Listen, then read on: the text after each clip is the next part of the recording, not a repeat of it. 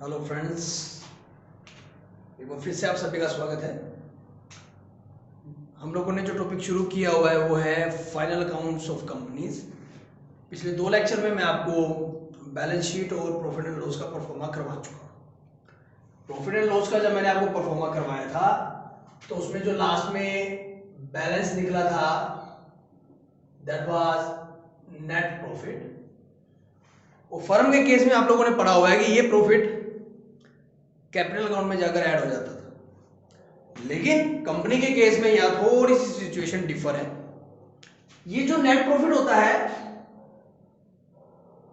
It can be treated as divisible profits, और इस profits को हमने बांटना है कुछ अलग अलग रिजर्व्स में, फंड्स में, और मोस्ट इंपोर्टेंट थिंग हम लोगों ने शेयर होल्डर्स को डिविडेंड भी देना है। डिविडेंड केवल डिविजिबल प्रॉफिट्स में से दिया जा सकता है, कैपिटल में से नहीं देना होता। इसलिए जो प्रॉफिट बचा है प्रॉफिट एंड लॉस अकाउंट से, उसका बाइफर्केशन करना है, डिवीजन करना है अलग अलग फंड्स में, रिजर्व्स में। और इसके लिए आपने एक टॉपिक भी पढ़ा होगा that is P&L appropriation account. इसका मतलब प्रॉफिट का एप्रोप्रिएशन करना है आप लोगों ने। कंपनीज के केस में भी हम इस प्रॉफिट का एप्रोप्रिएशन करेंगे, समायोजन करेंगे, परंतु उसके लिए हमें जो एक स्टेटमेंट, एक जो डिटेल कंसेप्ट पढ़ना है वो है रिजर्व एंड सरप्लस का। तो प्रॉफिट एंड लॉस एप्रोप्रिएशन के जगह we will use reserves and surplus. ये वास्तव में कोई अकाउंट नहीं है। जो बैलेंस शीट और P&L आप लोगों ने बनाया उसके लिए हमने बार बार पढ़ा कि उनके वर्किंग नोट्स बनाने पड़ेंगे, that is called notes to accounts. ये भी उसमें से एक नोट्स का ही काम करेगा, रिजर्व एंड सरप्लस। और इसके अंदर हम इस प्रॉफिट को लेकर आएंगे, इस प्रॉफिट के टुकड़े करेंगे, कौन सा टुकड़ा कौन से रिजर्व में जाएगा, कौन से फंड में जाएगा, डिविडेंड का कैसे भुगतान होगा, ये सब कुछ आज मैं आपको इस टॉपिक में पढ़ाऊंगा विद 2 और 3 प्रैक्टिकल सम्स। तो इसको हम जो नाम देंगे वो होगा रिजर्व एंड सरप्लस अकाउंट। और ये किस प्रकार से काम करेगा फ्रेंड्स, जस्ट कंसंट्रेट। ये रिजर्व एंड सरप्लस क्या है, हमें इसकी क्या जरूरत पड़ेगी, हम इसको किस प्रकार बनाएंगे। और उससे पहले मैं आपको कुछ बताना चाहता हूं, और उसका नाम है corporate dividend tax, short form में है CDT।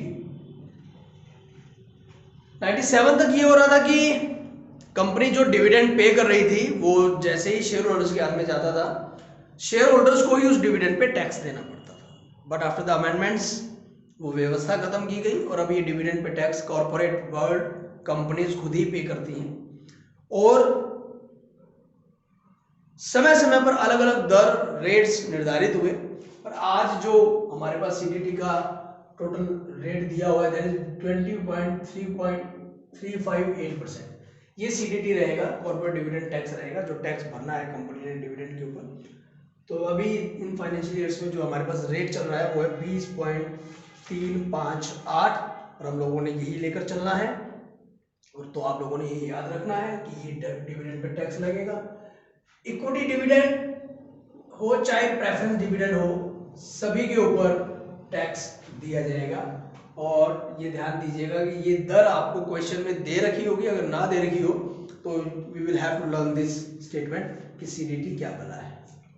फ्रेंड्स, मैं अब आप लोगों के लिए एक अकाउंट बनवाता हूं जिसका नाम है सरप्लस अकाउंट, या जिसको हम रिजर्व एंड सरप्लस अकाउंट भी बोल सकते हैं। Again in vertical form it will be mention like this. Friends, इसमें कुछ सिंपल से टॉपिक्स है, कृपया देखिएगा। स्टार्टिंग करेंगे हम सबसे पहले लास्ट ईयर्स प्रॉफिट्स के साथ। हमारे पास पिछले प्रीवियस ईयर का जो भी लाभ होगा वो हम इसमें साथ में ले लेंगे। इसमें ऐड किया जाएगा करंट ईयर का प्रॉफिट। और ध्यान दीजिएगा फ्रेंड्स, करंट ईयर का प्रॉफिट जो है अभी भी हम लोगों ने जो लास्ट लेक्चर में पढ़ा था प्रॉफिट एंड लॉस अकाउंट, उसमें से जो निकलेगा that is called current year profit. और वहां पर भी कई बार स्टेटमेंट में ये होता है कि कुछ एक चीजें जो ऑलरेडी प्रॉफिट एंड लॉस में लेस हो जानी चाहिए थी, किसी स्टेटमेंट में ना कर रखी हो, तो वो इसमें से लेस करनी है, लेकिन वो इस अकाउंट में दिखाने की जरूरत नहीं है। उसके लिए आप अलग से एक अकाउंट बनाएंगे जो कि हमारे पास होना चाहिए, that is statement of P&L account. जिसके अंदर हम उसी प्रकार से जो हम लोगों ने कल बनाया था कि उसमें हम लिखेंगे जो भी हमारे पास नेट प्रॉफिट होगा, जितना हमारा बचा हुआ था उसमें से लेस करेंगे वो चीजें जो लेस हो जानी चाहिए थी। अगर किसी क्वेश्चन में ना लेस की गई हो तो वो वहां लेस करके बचा हुआ प्रॉफिट ही यहां पर लेकर आएंगे, वही माना जाएगा करंट ईयर्स प्रॉफिट। इसी में ऐड किया जाएगा ट्रांसफर फ्रॉम एनी रिजर्व। कई बार क्वेश्चन में ये कह दिया जाता है कि डिविडेंड देने के लिए सरप्लस में पैसे कम है, तो बेसिकली जनरल रिजर्व में से या डिविडेंड इक्विलाइजेशन फंड में से हम ट्रांसफर कर सकते हैं इस surplus of statement of P&L के अंदर। कब? जब हमें ये कह दे कि आपके पास डिविडेंड देने के लिए पैसे कम है या किसी भी रिजर्व में से हम ट्रांसफर करना चाहें तो सरप्लस अकाउंट में हम कर सकते हैं। इसी प्रकार एक और चीज हो सकती है adjustments of past period, like you can say कई बार क्या होता है कि मान लो प्रीवियस ईयर में हम लोगों ने कोई प्रोविजन फॉर टैक्स ज्यादा बना रखा था, उतना यूज नहीं हुआ, तो जो बच गया वो भी हम हमारे इस सरप्लस अकाउंट के अंदर ऐड कर देंगे और उसको बोलते हैं सेविंग इन प्रोविजन फॉर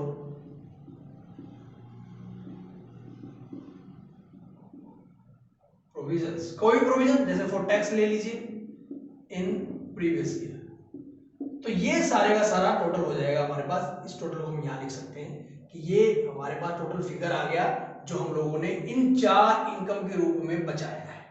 तो इसको हम लोगों ने डिवाइड करना है। बेसिकली तो जो डिविडेंड वगैरह दिया जाता है that is from the current year के प्रॉफिट, और इसके अलावा हम इस सारे फंड को किस प्रकार से डिस्ट्रीब्यूट करेंगे, डिवाइड करेंगे, वो मैं आपको बताता हूं कि हम इसको कैसे कैसे यूज करेंगे।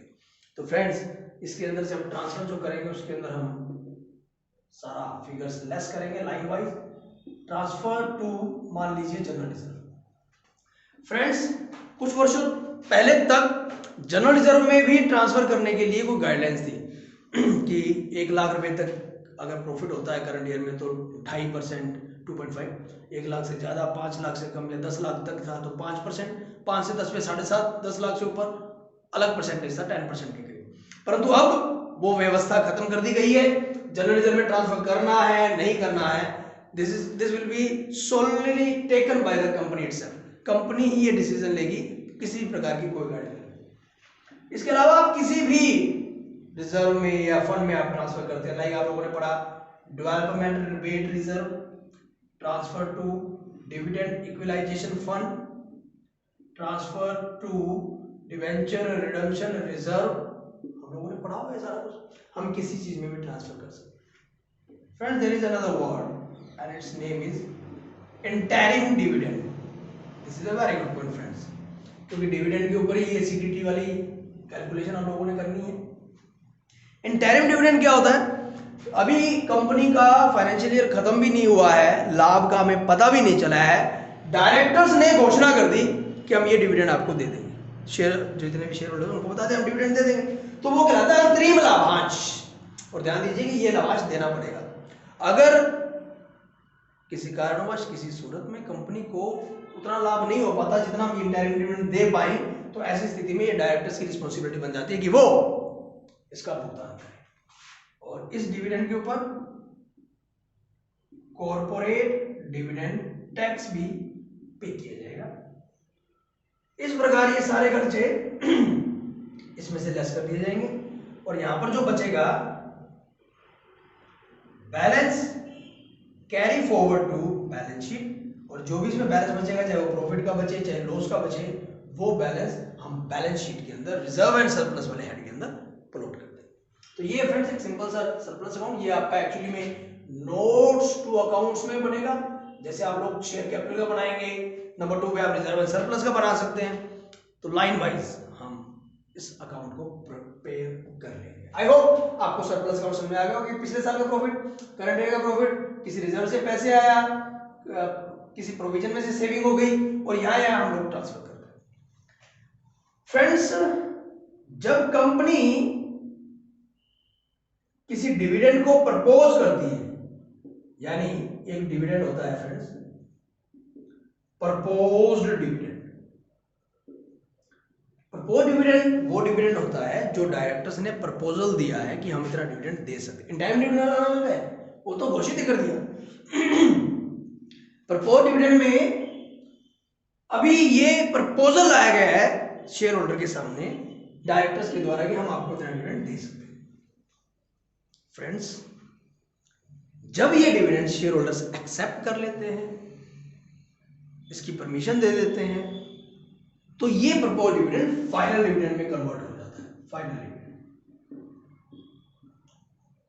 केवल उसी स्थिति में हम इसको इसका पार्ट मान सकते हैं कि हमारे सरप्लस में से कम हो जाएगा, लेकिन जब तक ये प्रपोजल है हम इसको सरप्लस में से लेस नहीं करेंगे। It will be treated as contingent liability और इसके ऊपर जो सीडीडी देना होगा वो सीडीडी हम देंगे। इसी प्रकार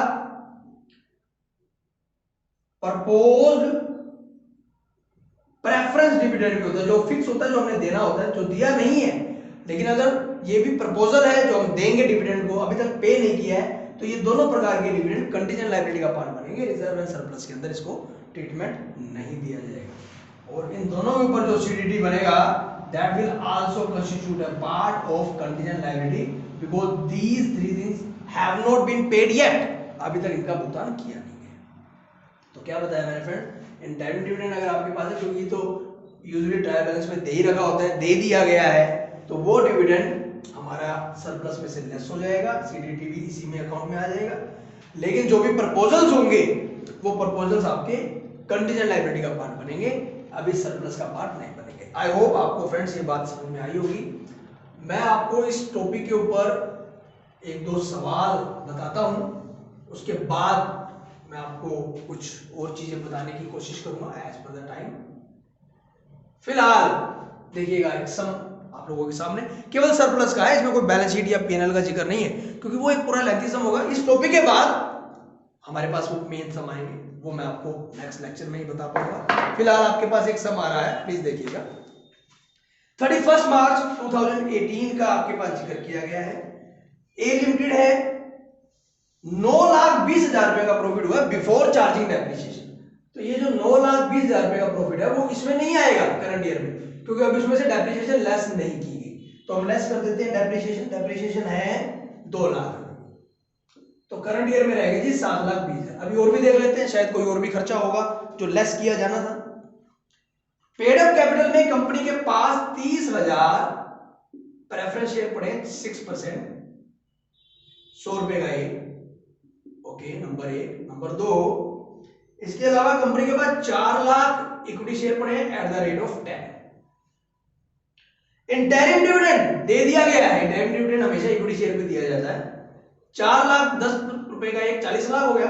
इंटरिम डिविडेंड कह रहे हैं ये कि आप लोग 7.5% पे कर चुके हैं अलोंग विद सीडीटी, तो 7.5% 40 लाख का होता है 3 लाख रुपए। एंड सीडीटी अभी अभी आपको रेट बताया था 20.358%। फ्रेंड्स, वैसे जो ये सीडीटी का जो आपको दिया गया है 20.358, इसके लिए भी एक पूरा प्रोसेस है कि बेसिकली जो रेट है वो है 17.647%। इसके ऊपर 12% सरचार्ज है। 17.647 का सरचार्ज 2.118, इट बिकम्स 19.765 और इसके ऊपर 3% एजुकेशन सेस। वैसे तो अभी एजुकेशन सेस 4% हो चुका है, पर अभी इसमें सीडीटी में 3% चल रहा है। क्या है 0.593 और इस प्रकार ये जाके बनता है 20.358%। तो ये जो फिगर आया है 20.358% वास्तव में 17.647%। तो 20.358 3 लाख का फ्रेंड्स ये बनेगा आप लोगों के पास, चेक इट आउट, 61,074। तो ये हो गया जी आपका इंटरिम डिविडेंड का ट्रीटमेंट। आई होप ये समझ में आया होगा आपको। इसके बाद कहते हैं पिछले साल से 4,10,000 रुपए आए हैं, तो लास्ट ईयर का प्रॉफिट आ गया आपके पास 4,10,000। अब ये कह रहा है कि फॉलोइंग एप्रोप्रिएशन पर प्रपोज्ड, ये प्रपोजल्स लाई है कंपनी। नंबर 1, टैक्स के 2 लाख रुपए दीजिए। ये प्रॉफिट हमेशा आफ्टर टैक्स होता है फ्रेंड्स, तो 2 लाख रुपए टैक्स के लेस करने के बाद अब जो करंट ईयर का प्रॉफिट बचेगा वो बचेगा 5,20,000 रुपए, ना कि 9,20,000 रुपए। तो हमने statement of profit and loss account बनाया और उसमें जो बैलेंस बचा वो उठकर हमारे किसमें आ गया, तो फ्रेंड्स ये जो दोनों बने हैं इसका जो आप यहाँ टोटल कर सकते हैं, ये टोटल आपका बन जाएगा यहाँ पर 9,30,000। तो आपके पास जो टोटल इनकम आ चुकी है वो है 9,30,000 रुपए। मैं इसको एक बार साफ कर देता हूं।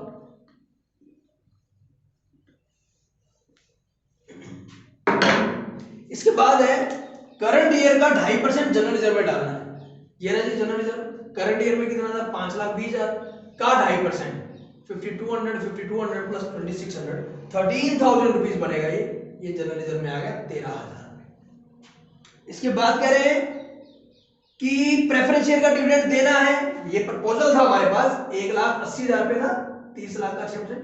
वो कंडीशन लायबिलिटी का पार्ट बनेगा जैसे मैंने बताया था, क्योंकि that is not paid, that is a proposal. एक फाइनल डिविडेंड और देना है। फाइनल डिविडेंड हमेशा इक्विटी शेयर पे दिया जाता है। तो प्रपोज डिविडेंड जो है हमारे पास वो किस नाम से है, फाइनल डिविडेंड के नाम से। ये भी अभी एक प्रपोजल है। कितने परसेंट देना है 5%, 40 लाख का 5% 2 लाख रुपए ये हो गया। तो टोटल डिविडेंड हो गया 3,80,000 रुपए। और साथ में देना है सीडीटी, तो 20.358 इसका भी आएगा। 3,80,000 का 20.358 ये आएगा फ्रेंड 7,7360 और ये टोटल बनेगा 4,57,360। तो ये फिगर कंटीजेंट लायबिलिटी बनेगा, सरप्लस का पार्ट नहीं बनेगा। और उसके बाद कहता है बैलेंस को कैरी फॉरवर्ड कर दीजिए।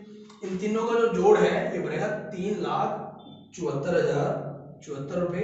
और जो बैलेंस बचा है फ्रेंड्स वो बचा 5,55,926 और ये उठकर बैलेंस शीट में चला जाएगा reserve and surplus. I hope आपको समझ में आया होगा कि मैं आपको क्या बताना चाह रहा हूं कि सरप्लस में जो हमें करंट ईयर में 5,20,000 मिला था, फर्म के केस में सारे का सारा कैपिटल अकाउंट में ऐड हो जाता था, लेकिन आप देख सकते हैं आप इसके किस प्रकार से टुकड़े किए गए हैं। तो ये आपका आज का एक पहला टॉपिक था। Let's move to another one. एक और सम करते हैं जिसके अंदर ये सारे डाउट्स क्लियर हों। अगर किसी प्रकार का कोई डाउट रह जाता है तो उसको हम अभी क्लियर कर देंगे। देखिएगा नेक्स्ट सम आप लोगों के सामने। कंपनी ने प्रॉफिट कमाया 18 लाख। ये याद रख रहा हूं मैं एक बार, इसमें भी हो सकता है कि कुछ ना कुछ हमें मिले। स्टेटमेंट ऑफ पीएनएल, इसमें कहा गया डेप्रिसिएशन भी दी जा चुकी है, टैक्सेशन भी दिया जा चुका है, यानी ये दोनों चीजें तो जा चुकी है। 2,80,000 रुपए लास्ट ईयर का प्रॉफिट आ गया, ये लीजिए 2,80,000 रुपए। इसके बाद फॉलोइंग रिकमेंडेशंस वर मेड, कुछ रिकमेंडेशंस दिए गए हैं, कुछ प्रपोजल्स दिए गए हैं। वो प्रपोजल्स क्या है, 1,20,000 रुपए तो कंपनी का एम्प्लॉइज को बोनस देना है। एम्प्लॉइज को जब बोनस दिया जाता है तो वो एक नॉर्मल रूटीन का खर्चा है और उसको स्टेटमेंट ऑफ पीएनएल के अंदर जगह मिलनी चाहिए थी। तो अब हम इसमें से लेस करेंगे। नंबर 1 बोनस टू एम्प्लॉइज 1,20,000, 16,80,000 रुपए बैलेंस बचेगा। इसके बाद नेक्स्ट लाइन में कह रहा है 10% प्रेफरेंस शेयर प्रपोज डिविडेंड और इक्विटी शेयर। तो ये प्रपोज डिविडेंड फिर से आ गया, तो ये किसके ऊपर जाएगा, इक्विटी शेयर्स के ऊपर। तो इसको भी हम कहां डालेंगे, कंटीजेंट लायबिलिटी में, क्योंकि ये क्या है प्रपोज्ड। तो हम यहां लिखेंगे प्रपोज्ड डिविडेंड कितना परसेंट, 10%। 10% किसका, इक्विटी शेयर्स का। इक्विटी शेयर्स की संख्या अभी सामने नहीं आई है, let's wait. 75,000 staff gratuity fund, ये भी एक नॉर्मल खर्चा है। स्टाफ ग्रेचुटी फंड कर्मचारियों को दिया जाने वाला है। ये कोई प्रॉफिट का एप्रोप्रिएशन नहीं है, this is a normal expenses. इसको भी पीएनएल अकाउंट के अंदर जगह मिलनी चाहिए 75,000 रुपए। अब जो बैलेंस बचा 16,05,000 रुपए, ये करंट ईयर का प्रॉफिट माना जाएगा और ये उठकर आपका रिजर्व एंड सरप्लस अकाउंट के अंदर आ जाएगा 16,05,000। आई होप आपको समझ में आया होगा। इसके बाद ये कह रहे हैं डेवलपमेंट रिबेट रिजर्व में 60,000 रुपए डालिए, ये रहा डीआरआर 60,000। फिर इन्होंने कहा 2 लाख रुपए टैक्सेशन रिजर्व, एक और रिजर्व बना लीजिए डेफर्ड टैक्सेशन रिजर्व। इसके अंदर 2 लाख रुपए डालने, ये भी डाल दिए। जितने भी रिजर्व फंड में डाले जाएंगे वो प्रॉफिट में से डालेंगे। नेक्स्ट लाइन में कह रहा है कंपनी के पास 2 लाख शेयर्स हैं एट द रेट ऑफ 10, यानी 20 लाख रुपए के हो गए। 20 लाख का 10% डिविडेंड कितना बना, 2 लाख। सीडीडी 20.358%, ये कितना बनेगा friends, let me check it out, 40,716 रुपए। इस प्रकार 2,40,716 केवल कंटीजेंट लायबिलिटी के अंदर दिखाए जाएंगे, और ये मैं आपको बता चुका हूं कि कंटीजेंट लायबिलिटी बैलेंस शीट के नीचे वर्किंग नोट्स के रूप में दिखाया जाएगा। नेक्स्ट लाइन में फ्रेंड्स ये आपको कह रहा है transfer 80,000 from exempt profit reserve account to surplus account on March 2018, कि किसी एग्जेम्प्टेड रिजर्व से, फॉर एनी रिजर्व था ना, 80,000 रुपए पीएनएल अकाउंट के अंदर ट्रांसफर किए गए। तो ये था, मैंने आपको बताया ना, ट्रांसफर फ्रॉम एनी रिजर्व, हमारे पास दूसरे रिजर्व से 80,000 रुपए आए हैं। नेक्स्ट लाइन में ये आपसे कह रहा है 31 मार्च 2018 को डायरेक्टर्स ने 60,000 रुपए डिविडेंड रिजर्व में डाले, तो डिविडेंड रिजर्व में डाल दो 60,000 रुपए। इसके अलावा डिवेंचर रिडेम्पशन फंड, तो डिवेंचर रिडेम्पशन फंड भी ले लीजिए, ट्रांसफर टू डीआरएफ 50,000 रुपए डिवेंचर रिडेम्पशन फंड में डाले। इसके अलावा इसमें कुछ नहीं था, ना तो कोई इंटरिम डिविडेंड था, ना कोई सीडीटी था। तो फ्रेंड्स इन सब का जो जोड़ बना, ये जोड़ बन गया आपका 19,65,000 रुपए, इधर आपका बन गया 3,70,000 रुपए, इसमें से ये लेस कर दिया गया, बैलेंस 15,95,000 रुपए, और ये बैलेंस कहां चला जाएगा, बैलेंस। तो इस प्रकार आप देख सकते हैं कि ये अकाउंट तभी बनेगा जब आप अपना प्रॉफिट एंड लॉस अकाउंट बना चुके होंगे। प्रॉफिट एंड लॉस अकाउंट बनाने के बाद वहां से जो प्रॉफिट निकल के आएगा वो आपको यहां मिलेगा, और उसके बाद आपने इन सब चीजों का ट्रीटमेंट करना है, और इसको अपने अलग अलग फंड्स में जगह मिलेगी कि कौन सा बैलेंस कहां पर जाएगा। और कंटीजेंट लायबिलिटी में दिखाई जाने वाली चीज क्या है, प्रपोज्ड डिविडेंड और उसके ऊपर दिया जाने वाला सीडीटी। जो सीडीटी आप यहां देंगे, हर एक चीज के डबल ट्रीटमेंट होंगे, आपको बताया हुआ, आपको जानते भी हैं, एडजस्टमेंट्स के डबल ट्रीटमेंट होते हैं। तो जितना भी सीडीटी दिया जाएगा, अभी तक दिया नहीं गया है, ये हमारी करंट लायबिलिटी का पार्ट माना जाएगा, क्योंकि विद इन 12 मंथ्स हमें पे करना है। और करंट लायबिलिटी में भी एक हेड मैंने आपको बताया था, शॉर्ट टर्म प्रोविजन, तो यहां दिया जाने वाला सीडीटी करंट लायबिलिटी और शॉर्ट टर्म प्रोविजन में जाएगा, पर यहां दिया जाने वाला सीडीटी केवल कंटीजेंट लायबिलिटी का पार्ट है। मैं इसमें आपको कुछ अंतिम चीज बताना चाहता हूं फ्रेंड्स, एंड आई होप आपको इन चीजों की बातें वो चीज भी समझ में आए। ये अभी तक जो डिविडेंड वाला कंसेप्ट हम पढ़ रहे हैं, ये डिविडेंड वास्तव में इसकी हम जनरल एंट्रीज भी कर सकते हैं, लेकिन जनरल एंट्रीज करने से पहले आपको पता होना चाहिए कि हमें डिविडेंड क्या भला है, डिविडेंड कैसे दिया जाना है, और डिविडेंड का भुगतान कितने दिनों के बाद करना है। फ्रेंड्स जिस प्रकार ये सम है जो इसमें डिविडेंड दिया गया है, उसकी जनरल एंट्रीज भी कर सकते हैं, लेकिन क्योंकि रिजर्व एंड सरप्लस से रिलेटेड चीज है वो, तो उसके अंदर हमें खास बात ये देखनी होगी कि जो डिविडेंड प्रपोज है उसकी कोई जनरल एंट्री नहीं होती, लेकिन जब वो प्रपोजल एक्सेप्ट कर लिया जाता है तब उसकी जनरल एंट्री बनेगी। तो इस बात को फिर से मैं आपको समझाता हूं कि मैं आपको जो चीज बताना चाह रहा हूं वो ये है कि डिविडेंड का भुगतान करने के लिए हमें क्या कुछ करना है। तो सबसे पहले तो ये ध्यान रखिएगा, डिविडेंड का भुगतान कैपिटल में से नहीं किया जा सकता। Articles of association and memorandum of association जिन रूल्स के बारे में, जिस तरीके से डिविडेंड के भुगतान के बारे में कहेंगे, आपको उसी प्रकार से भुगतान करना है। फ्रेंड्स कंपनी जो है डिविडेंड के भुगतान के लिए एक डिविडेंड बैंक अकाउंट का निर्माण करेगी।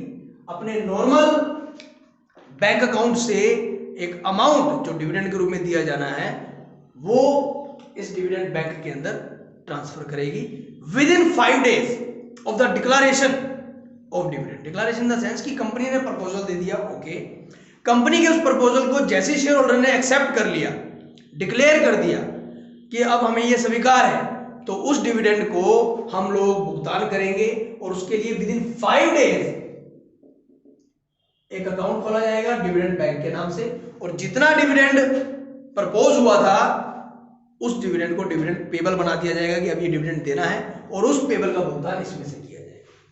ध्यान दीजिएगा, नेक्स्ट मतलब 5 दिन समेत 30 दिन के अंदर अंदर डिक्लेरेशन में, जैसे ही ये डिक्लेयर हुआ उसके 30 दिन के अंदर अंदर भुगतान हो जाना चाहिए। किस चीज का? डिविडेंड का पेमेंट हो जाना चाहिए।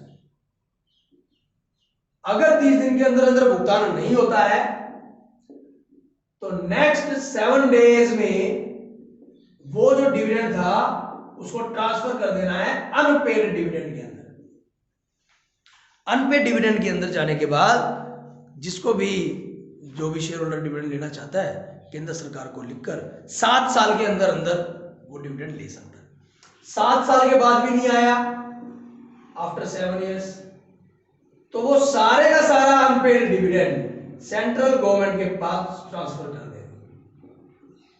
प्रोटेक्शन ऑफ इन्वेस्टर्स या investors protection and education fund, protection करनी है हम लोगों ने इन्वेस्टर्स के लिए, तो हम सेंट्रल गवर्नमेंट के पास ट्रांसफर कर देंगे और सेंट्रल गवर्नमेंट उसको विड्रॉ कर लेगी, सेंट्रल गवर्नमेंट टू बैंक के नाम से हम उसको पैसे दे देंगे। जितने रुपए भी डिविडेंड बैंक के अंदर हमारे पास बचे हुए हैं, बैंक की बजाय क्या वर्ड लिखेंगे, डिविडेंड बैंक। तो मैंने आपको क्या बताया, जैसे ही प्रपोजल को एक्सेप्ट कर लिया जाता है तो एक्सेप्टेंस के 5 दिन के अंदर अंदर डिविडेंड बैंक अकाउंट खोल देना है, पैसे ट्रांसफर कर देना है उस बैंक अकाउंट के अंदर, और अगले 30 दिन, टोटल 30 दिन के अंदर अंदर भुगतान भी कर देना है। कोई भुगतान लेने नहीं आए तो 7 दिन के अंदर अंदर उसे अनपेड डिविडेंड बना देना है, और अनपेड डिविडेंड भी 7 साल तक वो व्यक्ति ले सकता है। 7 साल के अंदर भी वो व्यक्ति डिविडेंड लेने ना आए, शेयर होल्डर डिविडेंड लेने ना आए, तो उस डिविडेंड को सेंट्रल गवर्नमेंट को ट्रांसफर कर दिया जाएगा। तो मैं आपको एक सम बता रहा हूं और उसके बाद इसकी जनरल एंट्रीज भी, तो आपको सारे डाउट्स आपके क्लियर हो जाएंगे। इसको थोड़ा सा साफ कर देते हैं, प्लीज एक सम देखिएगा, फिर आज इस टॉपिक को विराम देंगे। ये कह रहा है 31 मार्च 2017 को हमारे पास 1 लाख रुपए का सरप्लस पड़ा था। लास्ट ईयर का जो था हमारे पास 1 लाख रुपए था, और इस बार कंपनी ने 17-18 में 4 लाख कमाए हैं। ये 4 लाख हो गए फ्रेंड्स। प्रोविजन फॉर टैक्सेशन 70,000 का हो, ये फिर हो गया। तो इसके लिए आपको पहले क्या बनाना चाहिए, स्टेटमेंट ऑफ P&L, जहां पे हम क्या लिखेंगे, नेट प्रॉफिट 4 लाख लेस कर दो टैक्स। कितना टैक्स कह रहे हैं, 70,000 रुपीज। तो इस प्रकार करंट ईयर का प्रॉफिट कितना बचेगा आपका, 3,30,000 रुपए। 4 लाख नहीं बचेगा, 3,30,000 रुपए। I hope this is done. तो लो जी फ्रेंड्स, आपका टोटल प्रॉफिट बन गया 4,30,000। इसके बाद इसने कहा कि डिविडेंड इक्विलाइजेशन अकाउंट में 1 लाख रुपए डाल दीजिए। डिविडेंड इक्विलाइजेशन अकाउंट में हम डाल देते हैं 1 लाख।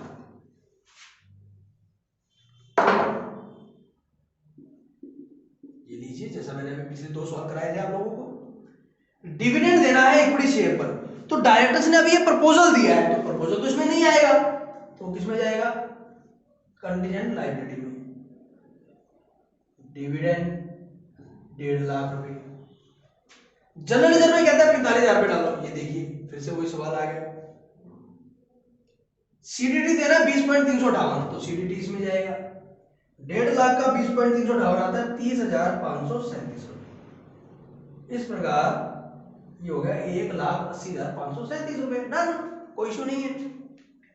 इसके अलावा बोनस शेयर देना है। बोनस शेयर का मैंने रिडम्पशन ऑफ प्रेफरेंस शेयर में आपको बताया था, तो बोनस शेयर के लिए मैं एक स्टेटमेंट लिख देता हूं।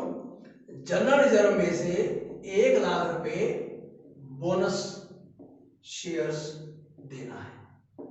तो इसके लिए आप लोगों को मैंने एंट्री बताई हुई है, मैं आपको वो एंट्री बता देता हूं अभी। सबसे पहले जनरल रिजर्व को डेबिट किया जाएगा and to bonus to shareholders 1 lakh, और इसके बाद ये बोनस टू शेयर होल्डर्स देना है। Bonus to shareholders capitalisation करना है, शेयर कैपिटल देना है, टू शेयर कैपिटल कितने रुपए, 1 लाख। तो ये एंट्रीज मैंने रिडम्पशन ऑफ प्रेफरेंस शेयर के चैप्टर में बहुत डिटेल में आप लोगों को समझाई है। इसका आज जो मैं कंसेप्ट कर रहा था उससे लिंक नहीं था, लेकिन ये एक एंट्री दी हुई है, हम लोगों को पता थी, हम लोगों ने इसको कर लिया।